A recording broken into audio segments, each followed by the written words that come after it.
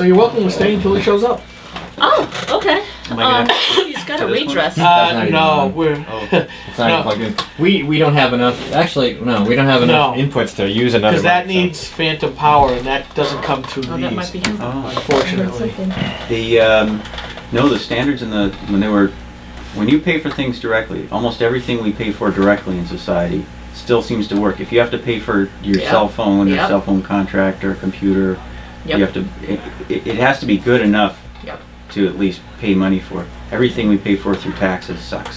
No, I'm seeing some stuff come into the Catholic schools, and so I've pushed back, and I've got friends. We pay tuition. Yeah.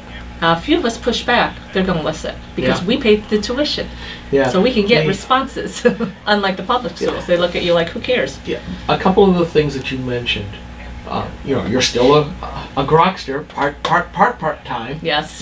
I know. I'm so like, this is overwhelming. But that stuff that you just talked about with the Department of Education stuff, would you whip up a post and make sure that I see it, and I will post it up for you? And specify what? The takeover of education, federalizing it that you mentioned. Yeah. Kind of how this is The revamping revamping of public education. You know where public schooling got started, though? It was the Prussians. Kaiser Wilhelm in the early 1800s. They used their Prussian young men as nothing more than fodder for their wars, as paid mercenaries. And Kaiser Wilhelm and some of the European bankers were making money left and right. So they're paying these Hessian soldiers, even the ones who fought against us in the Revolution, paying them like $6 or $8 a month, which even in those days was a pittance. It was less than even the British soldiers were making. Wow. And of course they found that they weren't fighting as rigorously, and they saw that they were losing some Hessian soldiers. They were deciding to settle in the colonies and then later in the United States. So then they said, well, we need a system that will really indoctrinate them. So he sent his regular officers around with soldiers and basically goon squads, and they rounded up all the kids in all the villages at bayonet point, and they took them from their kids and put them into state schools. Yep. And there was no question it was state indoctrination back then. Yep. And that's what the Europeans started to copy, and that's where we got public school. Yep. And Obama's universal pre-K for everybody. Look at the push for just full-day kindergarten right now in the state. Oh, Big push. Yeah. It's like, why bother to have kids? Well, my wife will have a guaranteed job. She's a kindergarten parent. Yeah, but still. Oh, no, I don't even like the whole fact that there's 2 teachers in every freaking classroom. Yeah. We've got 200,000 students total, and public schools, and 46,000 public school employees. So it's a 4.5 to 1 ratio. Crazy. Yeah. Here's an idea for another Be coming segment. back in a second. The alternatives to public education. Well, the alternatives to Common Core too. What can we do to get rid of it?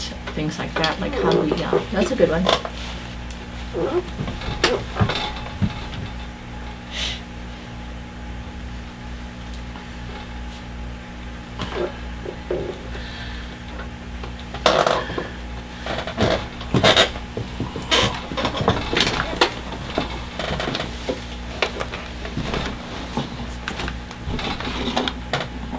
Welcome back to GrokTALK, our final segment. Our final guest isn't here yet, but we have guests. We're just going to keep talking about stuff. Skip Murphy is, of course, co-founder of Granite Rock, Anne Marie Banfield from Cornerstone Policy Research, and Max Abramson from the Seacoast is still with us. Also what is your role in the Libertarian Party? Secretary? Secretary of the New Hampshire Libertarian Party. Thank you very much. Okay, great. Well, let's keep going where we were. It's a great topic. Yeah, so I'm going to ask Anne Marie the same question I did during the break. Please do. Talking about Common Core. Yep. Federal government wants to rethink Redesign. and redesign public education. Sure. Obama wants to extend pre-K universal stuff, and as Max Abrams was talking about, the old industrial indoctrination reason for public education in the first place. We've had this monolithic industrial design of public education since the early 1900s, late 1800s. But now with technology, we're seeing It's almost what Glenn Reynolds at Instapundit has been saying. The K through 12 implosion. The blue model isn't succeeding anymore, and parents are starting to say, we're gonna go back to the future, because back when in the early years, as Max was pointing out, education was private, and the parents controlled the education of their children. We're seeing that now with charter schools. We're seeing that with private academies. We're seeing it with online schools like Khan Academy and others as well. We're seeing at the university level the MOOCs, the massive online courses that are being given by a lot of top-notch universities. Some of them offering, here's our course free. Like Hillsdale College is offering a series of courses for we political activists. Constitution, history, economics. Yeah, this is world-class type stuff. And now some of those same colleges are offering their regular classes, not just as somebody to sit in and watch them and participate in them, but now offering them for credits. You've got a whole for-profit industry now, like Phoenix, Phoenix University, online stuff. I can't verify how good those folks are. They seem to want to promote that their graduates do well, and I would imagine it can't be any worse than some of the high level colleges nowadays, where in the land of Obama, 45% of recent graduates are still living in mom's basement. That's why they need insurance. Yes. Yeah. See, it's predetermined, it's premeditated. They knew what they were doing. So anyways, they tell you what they want. They tell you what they're afraid of. You just gotta look. Yeah. So from your standpoint as educational liaison with Cornerstone, what is Cornerstone's kind of policy? You guys do policy. What do you think of this alternative? And why would we be interested in these alternatives versus just sticking with the old-fashioned, outmoded public education system that is overrun by those who don't like my values? Well, I think from my personal perspective, which I believe reflects Cornerstone's, is very much parental, giving parents back the power that they really have, that they really should have in any school system with their children. And so you see that when you're talking about school choice, when you see that when you're talking about having local school boards. That there's some areas that there are no local school boards. New York City would be one of them, where they just pretty much wiped out the school boards and give all the power to the mayor, Bloomberg. Yeah. Who it's kind of a scary thing when you think about that, but and that's something that people better be aware of, because there is this push to do away with local school boards. We have Mark Tucker coming on the 29th of this month to talk to the legislators, and he has called for the elimination of local school boards and local control in this country. And he's one of the chief kind of behind the scenes, the one who pushed this agenda. You can Google his name, and it's Mark with a C, and he wrote a famous letter to Hillary Clinton when they were in office. He tried to push this agenda when the Clintons were in office. And I think at that time Republicans were pretty much onto this, and there was a pushback. Same with healthcare at that time. There was a pushback on that, and now, but for some strange reason now we have the healthcare coming in through the Obama administration. Now we have this agenda. So there is a real push to do away with any kind of local control. From my perspective, in Cornerstones, is that's just the wrong way to go. We want to put the power and the control back in the hands of parents, and we're losing it. We're losing it, and this is part of this entire agenda to redesign public education. You have this person who's going to come talk to our legislator who advocates against local control. That should alarm every person in the state of New Hampshire. Why is he coming to our state, a person who advocates eliminating local control, to talk to our legislators on the 29th of October at the Legislative Office Building? People better be aware of that.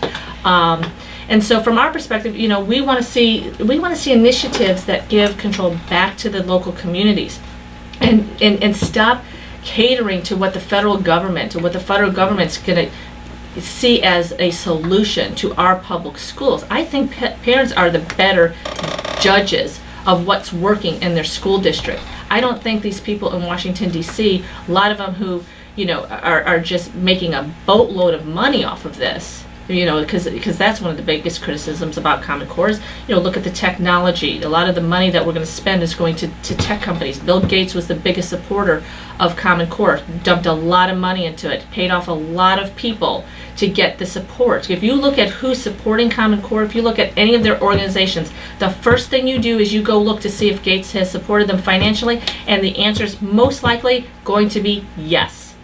We didn't, Cornerstone didn't get any Gates money. We're going on principle. We're going on principle because we believe that it's best, at the local level to make these decisions. And that's not what we're going to get with Common Core. It's eroding local level. And if you don't believe me, the New Hampshire School Boards Association just drafted a letter saying that what we're seeing in New Hampshire is an erosion of local control. When you have the New Hampshire School Boards Administration finally speak and saying, wait a second, we have a problem here.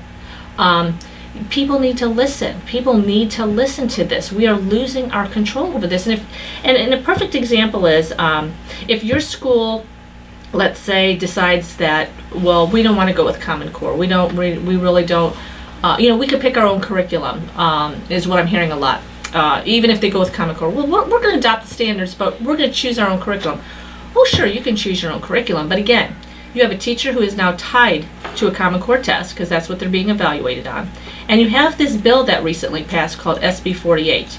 And SB 48 specifically says in there that if your schools fall into like the lower 15% on this test, that they're going to be remediated by the New Hampshire Department of Education through these regional offices. Oh no, Oh, regional again? Yes, I knew that would capture your attention. Yes. I know I that's think going to that- be Seabrook. And yeah, there's an important point here because they talk about the money. The money, as long as we have property taxes, which I hope we always do, because it keeps the control local, taxpayers in towns are going to be paying for their schools. Yes. Your school's not getting any money from the federal government. The bureaucracy is getting money from the federal government. The state school board's getting money. The regional planning police Yes. are going to get that money so that they can expand the bureaucracy to ask you why you can't make that kid pass that test with Yes. this piece of crap we gave you. Yes, exactly, and that you just summed it up.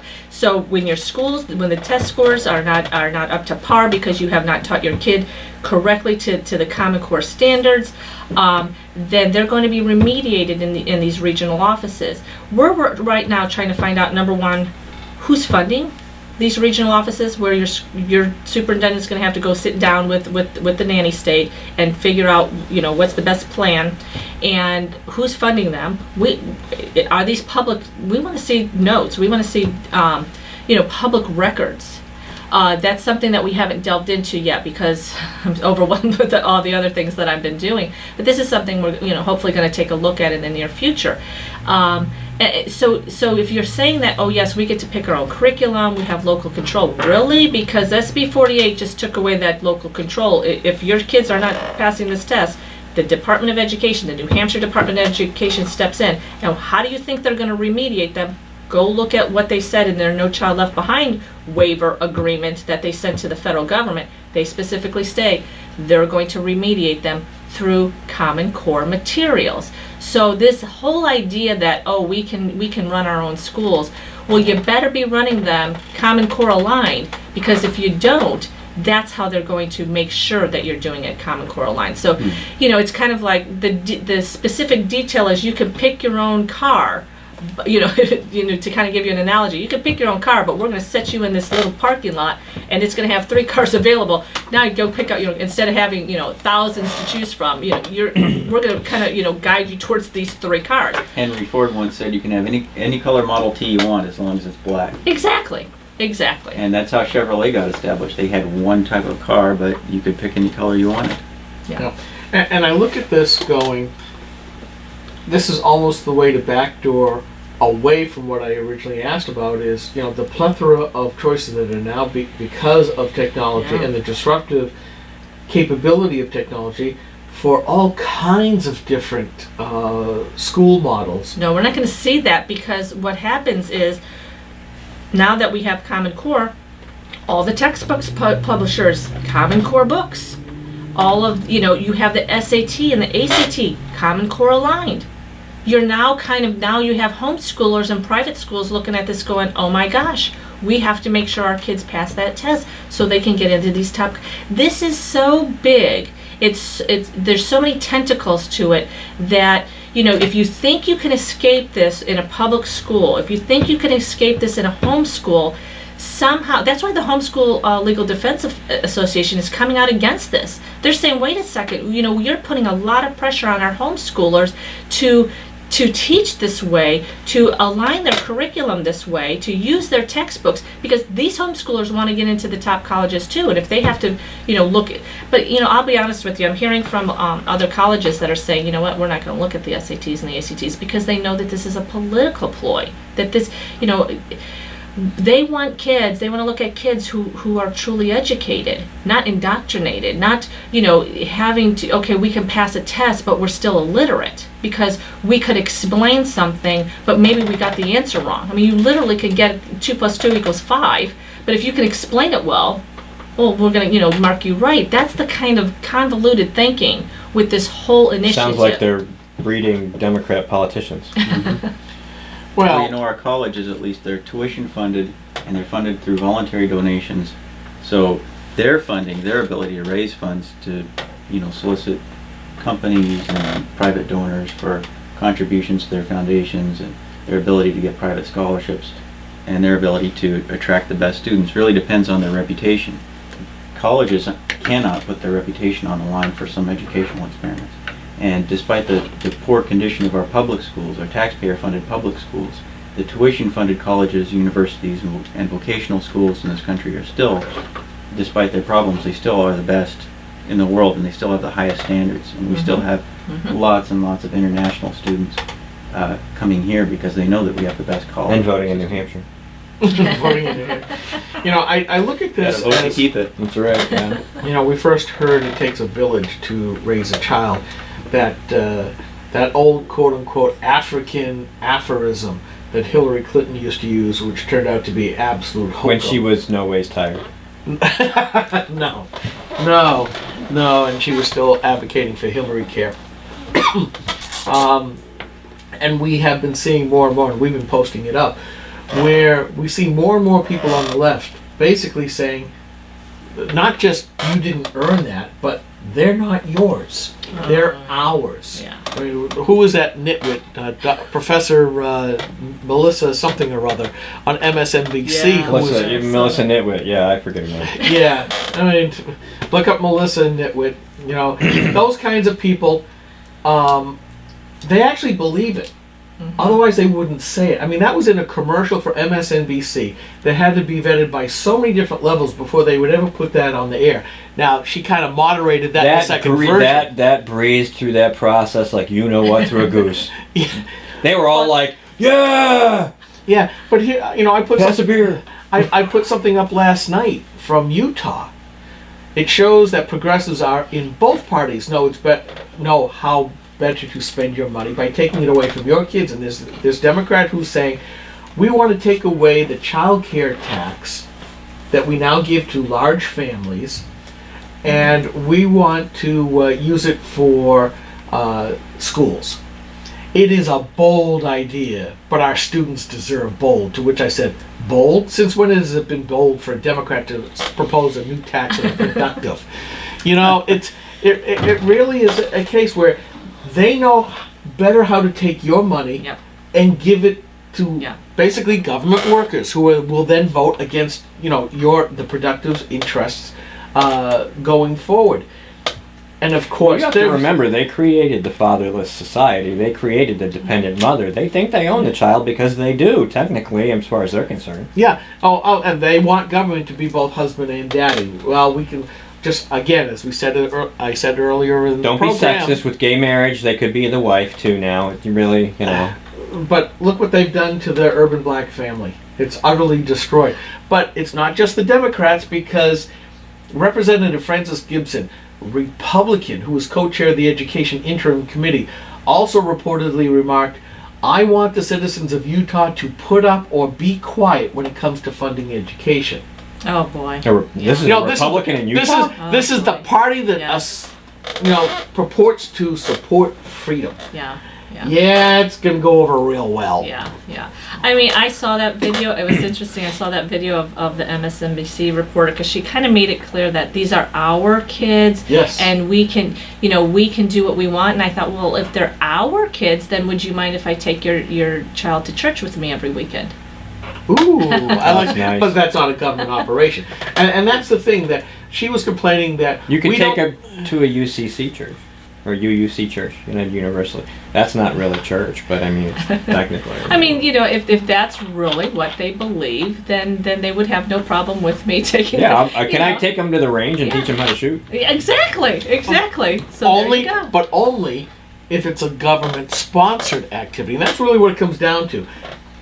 What we're seeing with the progressives is that, as opposed to the framers who said, we're supposed to have a limited government, we're supposed to have individuals raised up above that, Yep. and a large civil society where most of the activities of life were to take care of, be taken place in which we, through voluntary associations, were going to mediate the problems of society at large.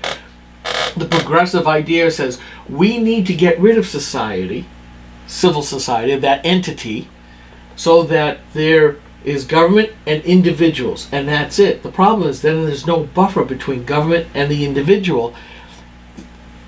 Individuals can hardly stand up against the massive maw Yeah. of government. The Democrats and the progressives definitely are looking at that Hobbesian model, and I've been seeing it lately. You ought to give up all your rights to government because we will take care of you. Yeah. They'll take care of you, all right. I mean, this is completely different, and we You see just go live in Republicans prison if you going want. along for the ride. You know, and I'm sorry, but I'm going to go on a micro rant here for just a moment or two. I look at the people like Kelly Ayotte, who said, "Yeah, we'll vote to give you more debt. We're going to keep more of non-essential government workers working because it's quote unquote the right thing to do," and they've obviated the need for the U.S. Constitution. Getting rid of Article 1, Section 8, where it's Congress, the House, that's supposed to take care of raising taxes and paying the debt. And they basically said, here, Mr. President, you are president dictator, because now we've abdicated our role to watch over the finances. I believe the House was right to say, because it's in the Constitution, it was the last chance effort that the framers put in, say, even if the law is settled, quote unquote, no Republican voted for Obamacare, but it's still settled law. Well, yeah, so was slavery way back when, too. That was settled law, so what? But these guys said, we're going to do away with the Constitution. We're going to do with our enumerated power to say, even if the law is settled, we can say in the House, we're not going to fund it. And the other two branches, the judiciary obviously, but the Senate and the presidency, you go pound sand. And I fault the Republicans for not standing up for not just your rights, but for abdicating your power and putting us at risk, because now Obama can spend anything that he wants. There's no cap on that continuing resolution and the debt ceiling. There's no cap at all. They didn't say he can only spend $1 trillion between now and 3 months later. He can spend anything that he wants. And I've been saying his whole purpose was determined weakness. Since the day he got in to the day he gets out, his whole purpose is summed up by those two words, determined weakness. So I should start a green energy company in my basement? And call the White House and go, I need $300 billion for my project? You may need to set your own power source up, but for a far different reason than that. I know. You know, all you have to do is look at Xerox's outage, quote unquote, that took out the EBT cards over 17 states, mostly down in the South, and look what happened to the stores that got wiped out. Now imagine what happens when finally the dollar is worth nothing, the checks stop. What's going to happen then? Yeah, And now, I never wanted to think about this, and now you have to. But Skip, it all goes back to what's being taught in the schools, and I think that Yeah. what you're seeing, what you're frustrated with, the fires start in school. We're not educating kids anymore. We're creating political activists. We're creating illiterate political activists, and I'm going to give you a perfect example. My daughter went to college. She's in her second year of a nursing program. Last year, her first year, she had to take a political class. And she got in there, and she was absolutely shocked and amazed. Now, she graduated from Trinity High School, so she was well educated, and she comes from my house, so she's taken a political class. She darn well better get an A+, and she did. But she was absolutely shocked at how many kids could not name the vice president. And then she was absolutely shocked that nobody could name the Secretary of State, because she could do that too. I mean, people, if they don't know the vice president, they're not going to know the Secretary of State.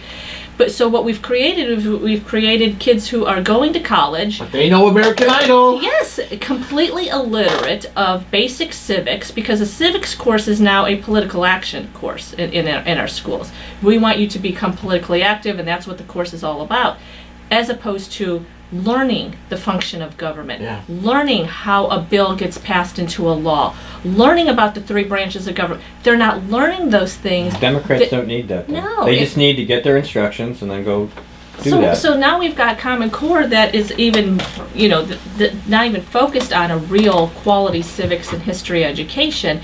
And, and by the way, I wanted to mention that we do have a Facebook page. It's called Stop Common Core New Hampshire. Go like the page, and you can keep up with the problems with Common Core, and kind of follow along and see what are the real problems. Because sometimes, until you start reading this stuff, you don't see it. And luckily, we're having parents that are identifying it. And there's other web pages and Facebook pages that are doing a great job of educating people. There's a Truth in American Education. That's a website. There's whatiscommoncore.wordpress.com. I think that's another great website. But until we take back these schools, and I'm not talking about taking back the schools and going from one political agenda to another. I'm just saying, can we just teach them basic math and basic reading, teach them to read and grammar and real science and those kind of things, and let these kids decide for themselves. And I think primarily they need to know the history of this country. Yes. They need to know the philosophy by which it was formulated and why the framers did what they did. And I'll tell you, if people knew that, most of this nonsense would go away. Would go away, and that's what I think they're afraid of. That's why progressives. I guarantee you it will, because I didn't learn that stuff until around 2000, 2001, when I actually stopped paying attention to TV and media and the message that I was being given, and I went out and I did my own reading. I did my own research, and I discovered things that I was never taught, and I realized where the founding came from, what drove it, the liberal foundations that go all the way back to the beginning of man as a creature that writes and communicates. And once you understand the human condition and property rights and rule of law and why we cannot operate in an environment of liberty without them, you're lost. You have got to understand those things, even the simplest. And you can teach yourself, but I mean, it's so simple. It's not that hard. You could do it in a day. Yeah. Who owns your body? Yeah. Who owns your paycheck? Who owns your retirement? Mm-hmm. The state and the federal government used to be so small that they didn't interfere in healthcare. They didn't interfere with your doctor-patient relationship. They didn't interfere with your schools. They didn't interfere with your savings or your business or your personal life. They stayed out of those things. But that's where the progressives came in at the beginning of the 1900s, because they believed you were too stupid to make all these decisions for yourself. Mm-hmm. But that wasn't what the Progressive Bull Moose Party was about, the Teddy Roosevelt. Oh yes, it was. They had other ideas. They weren't busybodies like the ones we've got today. But they made the beachheads to allow the follow-ons coming through. The Woodrow Wilsons, the FDRs, the LBJs. I mean, you look at Thomas Dewey. There's a whole slew of people around that time. Gateway drug. It was. They were the first beachheads. And it was always the robber baron families pushing for this kind of stuff, pushing for mass compulsory schooling, pushing for a big centralized bank, pushing Any for good a corporatist national income knows tax. that they need to be on the top of that pile. So I understand that people go, well, big business, Democrats aren't in line with big business. So socialism doesn't work without big business. That's right, and you'll see that with Common Core. I mean, by the way, the Business Industry Association, the BIA in New Hampshire came out and support. So we would like as many people out there who belong to that, are members that know anybody on the board of directors, to start notifying them, letting them know, why are you supporting something that dumbs down education even more? I've had my differences with them. It's good to have another one. All right. That closes out another edition of Grok Talk. Next week I will not be here, but Skip will be here with Mike. Right now, Josh Yusuf will be joining us, and we have a couple other guests lined up we just need to confirm. Thanks for spending a couple hours with us, or even just a half hour. My name's Steve McDonald. I'm here with Skip Murphy and Marie Banfield. Max is back. Yay! We're going to have you on more often to talk about other stuff, because you guys are all great guests. So thanks for tuning in, and we'll see you next time.